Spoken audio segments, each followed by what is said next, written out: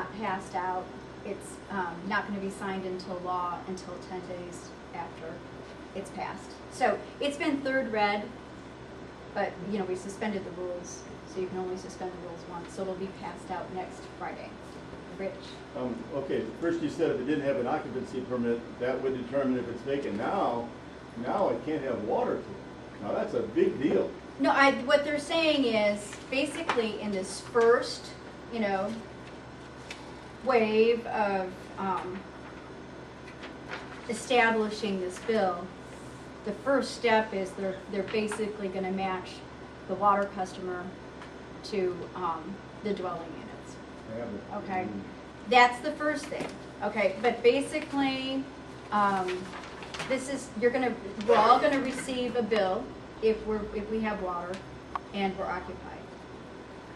Basically, the refuse commissioner is gonna give you the opportunity, if you are a landlord, right? You own rental property, you're gonna prove that you have. He's basically going to ask you to prove that you have private collection. If you have a two-family flat and one's vacant, you've got water service. You only got one line. Right, and then you can say, I don't have an occupancy permit for this unit. Okay. So I think, you know, I don't know, man. my first 2 months are going to be pretty, Yeah, because if your occupancy permit is still good, like, let's say Yeah. my occupancy permit is good till December, right, no, I know. but I'm vacant from June to December, I still have an occupancy permit, but I sure don't want you turning off my water to my Water, other right, people who are right. there. Right, no, I get that. Well, I mean, that's I'm- just a question that, you know, needs to be brought up. Yeah, no, they're going to be like, yeah, you're absolutely right. That basically if you have a vacant unit, but you still have an occupancy permit, then they're going to charge you. They're going to charge you, unless you challenge it. But this is a user fee. This is not a tax, okay? So, I mean. How much is it going to cost to implement this? This sounds pretty labor intensive. How much is this? This is going to generate about $12 million. Okay, we're going to take $3 million of that dollars and expand recycling and do intensive education What's it going to and cost to run the program? beef up the environmental.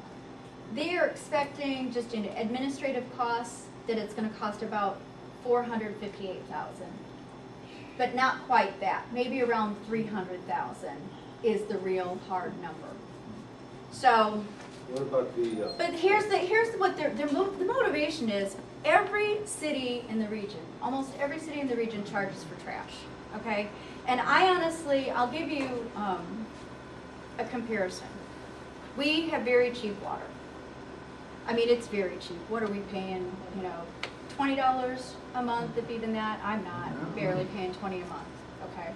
We're charged quarterly. It's the best water in the country. You know, I've seen people, they leave their hoses on. It's not metered, so I saw a hose run from 10 o'clock in the morning until 2 o'clock in the afternoon. 4050 McDonald runs them 24/7. It's just, you know, you take it for granted. And I think that trash is something, and trash pickup is something that we take for granted. And I'm hoping that if we pay for trash pickup, one, we're in line with what everyone else is doing in the region. Two, I'm hoping it changes our behavior. And we're not the trashiest neighborhood. You know, I've got trash left over from Pride Parade on the corner of Gustine and Hartford. That little garbage can hasn't been picked up yet, but it will be. But, you know, and we're not the trashiest neighborhood, but there are people who treat the city, especially the bus stops, like trash cans. So, I mean, we have got to change that, and we really need to get serious about recycling, you know, especially if we want to be a second-tier city. It's the right thing to do. I have a few questions. Who is going to police the alleys and make sure that people are putting the right stuff in the right? Yeah, it's going to be the same, it's going to be pretty much the same as it is now. Who's responsible for policing the alleys right now? We are. Blockhead. Okay, we are. We're responsible for maintenance of 50% of the alley. Okay, I mean, that's true. We're there, only we know what's going on, so we have to call it in. Who's our backup? The inspectors, the the refuse guys who are driving up and down, and yeah, they're kind of lax. Like bulk pickup this past week was, you know, awful. Last week's bulk pickup, you know, they left stuff all over. You know, there is no excuse for that. I don't get that. Who's that stuff over? The bulk guys were supposed, they left bulk items. Oh, they Remember? just didn't pick stuff. They just didn't pick stuff up, or I couldn't figure out how they decided to pick up. You know, they did not consistently. You know, I saw an alley, they only picked up a couple of the items, but they left some other items. And so I talked to the director of streets, who's really over the whole shebang, and he said, yeah, got a problem there, we're gonna work on it. But he's only gonna know that we have a problem if I hear from you, and then I am able to tell him, or if I'm able to observe it myself. So, The blue dumpsters remain on, between Parker and McDonald Rockwood, they will remain? and I'd like another location. I'd like to add another location in the 15th ward. But we're kind of looking for a situation where there's some visibility, good light, so it doesn't become a problem. That's why most of them are around police stations or the fire departments. What about, I'll talk to Joe Wilmer about maybe getting them on Remains parking lot on Morganford. Yeah, I'm sure he's looking for another location too, but we're gonna try to add another location to each ward. So if anyone has any ideas about that, I'm just coming up blank. Well, I'm just throwing out another location, I don't know, somewhere adjacent to the park, to McDonald Park. Okay. There's lots of trash at McDonald Park all the time. People just pull away and leave all their picnic stuff and cups and,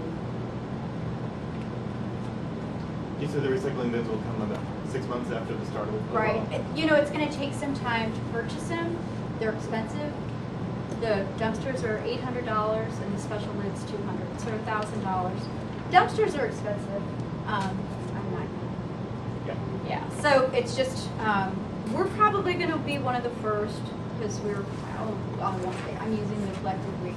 I'm interested in expanding recycling. I am. Great. I'm gonna own it. So, we'll probably get ours sooner rather than later. Good. Yeah. So, oh gosh, here, this, I don't resent I get the need for an increase, another revenue stream. It sounds though as if there are a number of technical problems that still need to be worked out.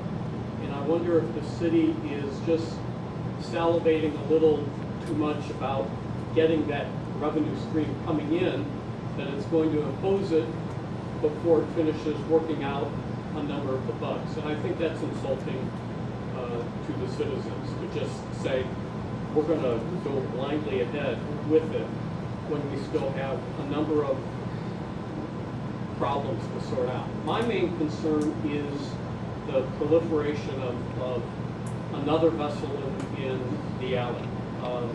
I think that's the wrong place to put recycling. I get the need to try and encourage increased recycling. Curbside as presently envisioned doesn't seem to do that.